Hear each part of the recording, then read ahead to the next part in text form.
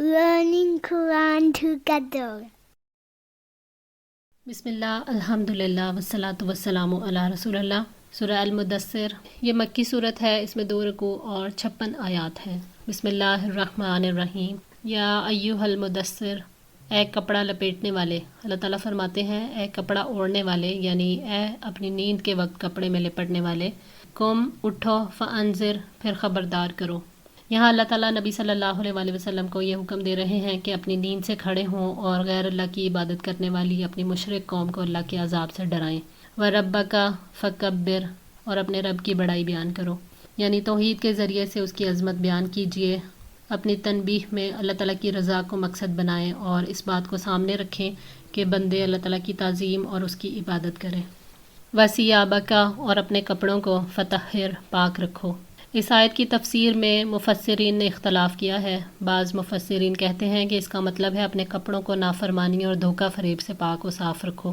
کپڑوں کی پاکیزگی عرب میں محاورے کے طور پر استعمال ہوتی تھی۔ ابن عباس رضی اللہ تعالیٰ عنہ سے روایت ہے وَثِيَابَكَ فَطَہِّرْ، گناہوں سے پاکیزگی اور طہارت مراد ہے۔ وَالرُّجْزَ، اور ناپاکی سے فَاہْجُرْ، دور رہو۔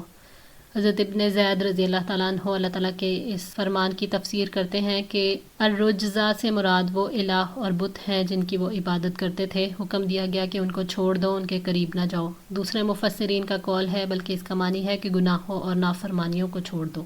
ولا تمنن، اور احسان نہ کرو، تستکثر، کہ تم زیادہ حاصل کرو، یعنی آپ نے لوگوں پر جو دینی اور دنیاوی احسانات کیے ہیں انہیں جتلائیں نہیں کہ اس کے بدلے زیادہ حاصل کریں، اور ان احسانات کی وجہ سے اپنے آپ کو لوگوں سے افضل سمجھیں، بلکہ جب بھی آپ کے لیے ممکن ہو آپ لوگوں پر احسان کریں، پھر ان پر اپنے اس احسان کو بھول جائیں جس پر آپ نے احسان کیا ہے اسے، اور دوسروں کو برابر سطح پر رکھیں۔ یہ بھی کہا گیا کہ اس کا معنی یہ ہے کہ آپ کسی کو کوئی چیز اس لیے عطا نہ کریں کہ آپ کا ارادہ ہو کہ وہ آپ کو اس سے بڑھ کر بدلہ عطا فرمائے، تب یہ نبی صلی اللہ علیہ وسلم کے ساتھ مختص ہے۔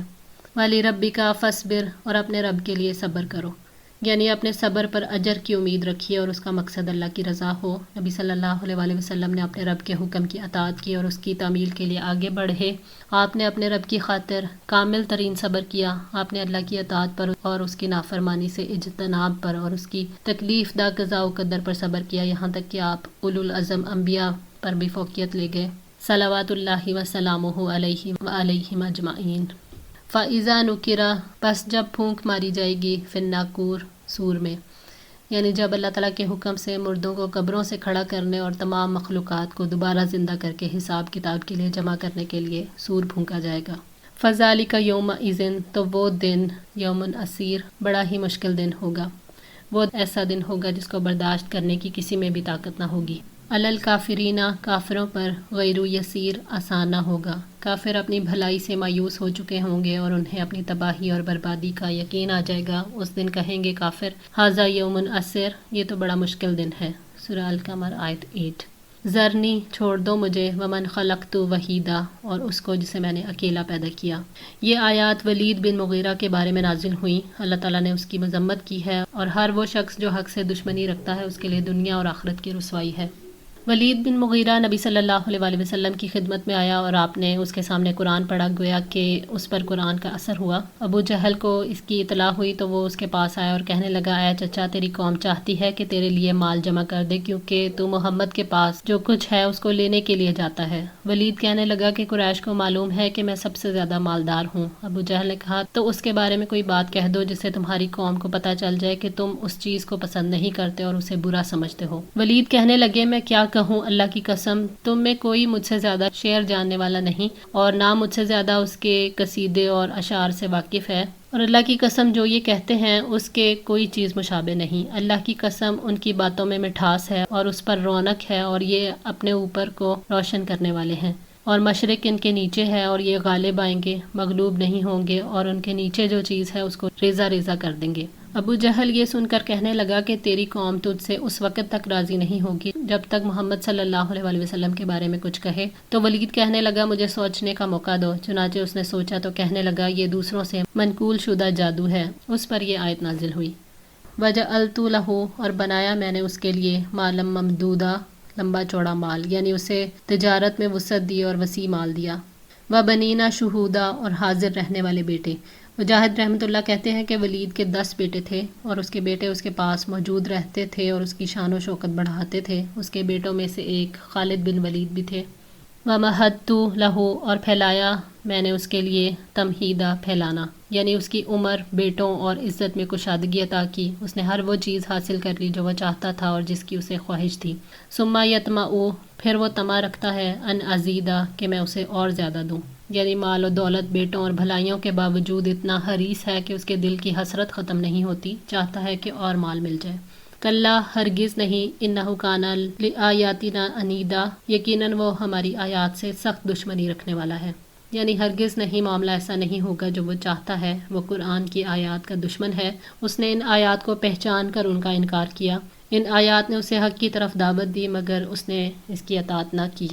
سأرہقہ، جلد ہی میں اسے چڑھاؤں گا، سعودا، دشوار گزار گھاٹی پر، یعنی اب ہم اسے سعود پہاڑ پر چڑھائیں گے۔ حضرت ابو سعید رضی اللہ تعالیٰ عنہ سے روایت ہے کہ نبی صلی اللہ علیہ وسلم نے فرمایا، سعود دوزخ میں ایک پہاڑ ہے، دوزخی اس پر 70 برس میں چڑھایا جائے گا اور پھر دھکیل دیا جائے گا، یہی عذاب اس پر ہمیشہ ہوتا رہے گا۔ جامع ترمذی 3326۔ انہ فکرہ، اس نے غور و فکر کیا، وقدرہ، اور بات بنائی، یعنی اس نے اپنے دل میں سوچا، اندازہ لگایا کہ ایسی بات کہے جس سے قرآن کو غلط ثابت کر سکے۔ فقتل، پس ہلاک ہوا، کیف قدرہ، اس نے کیسی بات بنائی۔ ولید بن مغیرہ پر قرآن کی حقیقت پوری طرح واضح ہو چکی تھی، اب وہ کچھ پینترے بدل رہا تھا، محض اپنے اقتدار کو محفوظ رکھنے کی خاطر وہ یہ سب کر رہا تھا۔ ان آیات میں اللہ تعالیٰ نے اس کی اسی ہٹ درمی کا نقشہ پیش کیا ہے۔ ثم قتل، پھر وہ ہلاک ہوا، کیف قدرہ، اس نے کیسی بات بنائی۔ اللہ تعالیٰ نے دوبارہ اس پر لعنت کی کہ اس پر اللہ تعالیٰ کی مار ہو، اس نے کیسی بات بنائی۔ ثم نظرہ، پھر اس نے دیکھا، یعنی اس نے جو کہا اس پر دوبارہ غور و فکر کیا۔ ثم عبسہ، پھر تیوری چڑھائی، وبصرہ، اور برا منہ بنایا، پھر چہرے کے تاثرات کو بگاڑ کر حق سے نفرت کا اظہار کیا۔ ثم ادبرہ، پھر اس نے پیٹھ پھیری، واستکبرہ، اور تکبر کیا، یعنی اس نے حق سے منہ موڑا اور اپنے گھر والوں کی طرف چلا گیا اور نبی صلی اللہ علیہ وسلم کی پیروی سے تکبر کا اظہار کیا۔ فقولا، پھر کہا، ان ھذا الا سحر، یہ کچھ نہیں مگر ایک جادو ہے، یؤثر، جو پہلے نقل کیا جاتا تھا۔ ولید نے کہا، یہ قرآن تو نقل کیا ہوا جادو ہے، یعنی یہ اللہ کا کلام نہیں بلکہ انسانوں میں سے سب سے جھوٹے کا کلام ہے۔ ان ھذا الا قول البشر، یہ تو بس ایک انسان کا کلام ہے۔ ولید نے کہا کہ قرآن انسانی کلام ہے اور انسانوں میں سے بھی سب سے جھوٹے کا کلام ہے۔ سأصلیہ، جلد ہی میں اسے داخل کروں گا، سقر، دوزخ میں، ان قریب ہم اس کو بھڑکتی ہوئی آگ میں داخل کرنے والے ہیں۔ سقر جہنم کے ناموں میں سے ایک نام ہے۔ وما ادراک ما سقر، اور تمہیں کس نے خبر دی کہ وہ دوزخ کیا ہے، یعنی آپ کو نہیں پتہ کہ سقر کیا ہے اور وہ کتنی عظیم آگ ہے۔ لا تبکی، نہ وہ باقی رکھے گی، ولا تذر، اور نہ وہ چھوڑے گی، یعنی نہ تو وہ زندہ چھوڑے گی اور نہ ہی وہ مارے گی، جیسے کہ اللہ نے فرمایا، ثم لا یموت فیہا ولا یحییٰ، پھر اس میں نہ وہ مرے گا اور نہ ہی جیے گا۔ سورہ الاعلیٰ آیت 13، یعنی جہنم کوئی ایسی سختی نہیں چھوڑے گی جو عذاب دیے جانے والے کو نہ پہنچے۔ لواحتن، جھلسا دینے والی ہے، للبشر، کھال کو جھلس کر رات کی سیاہی کی طرح سیاہ کر دے گی، کوئلہ بنا کر چھوڑے گی اور کھال ادھیڑ کر رکھ دے گی۔ علیہا 19، اس پر 19 مقرر ہیں۔ جہنم پر 19 فرشتے داروغوں کے طور پر متعین ہیں جو نہایت سخت ہیں۔ اللہ تعالیٰ ان کو جو حکم دیتا ہے وہ اس کی نافرمانی نہیں کرتے اور وہی کرتے ہیں جو ان کو حکم دیا جاتا ہے۔ یہ 19 جہنم کے داروغے نہ عذاب دینے سے تھکیں گے اور نہ ہی کسی پر ترس کھائیں گے۔ اللہ تعالیٰ ہم سب کو اپنی پناہ میں رکھے۔ آج کے لیے اتنا ہی، دعا ہے اللہ تعالیٰ ہماری اس کوشش کو قبول فرمائیں، ہماری غلطیوں کوتاہیوں کو معاف فرما کر ہم سب کی اصلاح فرمائیں۔ جزاکم اللہ خیر، والسلام علیکم ورحمۃ اللہ وبرکاتہ۔